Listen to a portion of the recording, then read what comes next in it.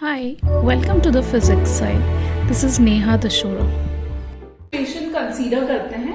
Second case वो है जब इमेज इन्फिनिटी पे बन रही है, और ये तब होता है जबकि आपका ऑब्जेक्ट फोकस पे रखा हो। जब ऑब्जेक्ट फोकस या फोकल पॉइंट पे रखा होता है तब इमेज इन्फिनिटी पे बनती है, बिकॉज यहाँ पर ऑब्जेक्ट से आने वाली लाइट रे फोकस से पास होती है दूसरी साइड, और दूसरी लाइट रे ऑप्टिकल सेंटर से पास होती है, लेकिन आफ्टर रिफ्लेक्शन दोनों ही आपस में पैरेलल हो जाती हैं, और पैरेलल होने की वजह से दे विल नेवर कन्वर्ज।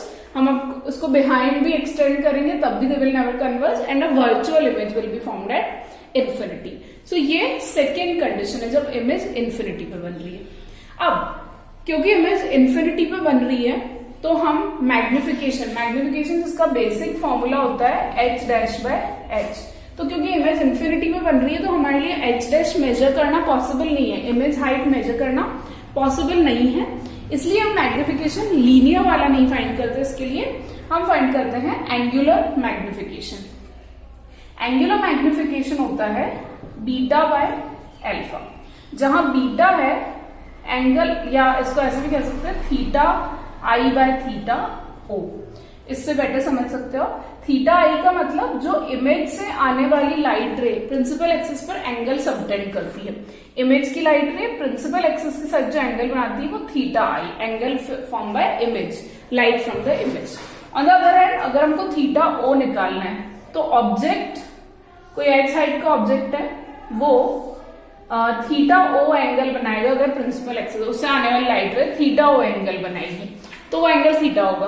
अभी ये इसकी हम मैक्सिमम वैल्यू ले लेते हैं। इस एंगल थीटा की मैक्सिमम वैल्यू तब होगी जब object least distance of distinct vision पे रखा होगा, क्योंकि अगर ऑब्जेक्ट को हम least distance of distinct vision यानी नियर पॉइंट से पहले रखेंगे तब तो हमारे लिए ऑब्जेक्ट को देखना पॉसिबल नहीं है क्लियरली, क्योंकि इससे कम डिस्टेंस पे रखने पे ऑब्जेक्ट डिस्टिंक्टली और क्लियरली दिखाई नहीं देता है, तो कम से कम इस डिस्टेंस पे रखना ही होगा।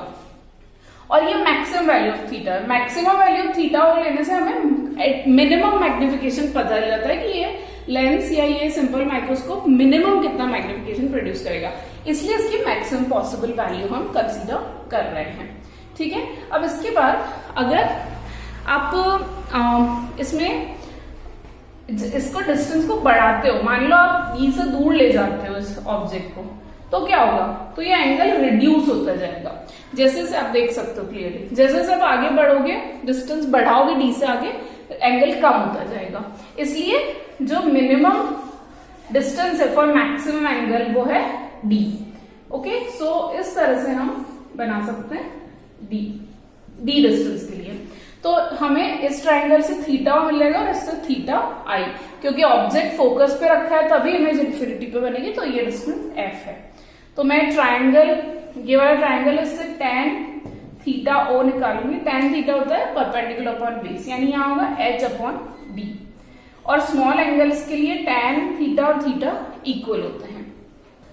इसी तरह से ये ट्राइंगल बन रहा है राइट ट्राइंगल, इससे मैं tan थीटा आई निकाल लूंगी, और tan थीटा यानी परपेंडिकुलर h अपॉन बेस है यहाँ फोकल लेंथ f, सो इससे हमें मिल जाता है थीटा आई।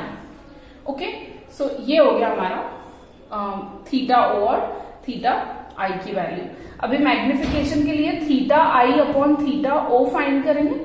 थीटा आई है h upon f divided by theta o है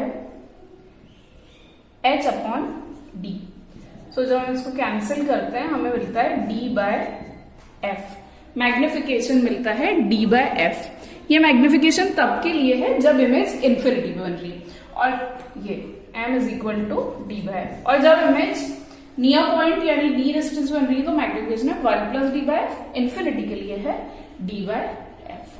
that's all about simple microscope. That's all for today. Thank you Thank you for watching. Please don't forget to subscribe.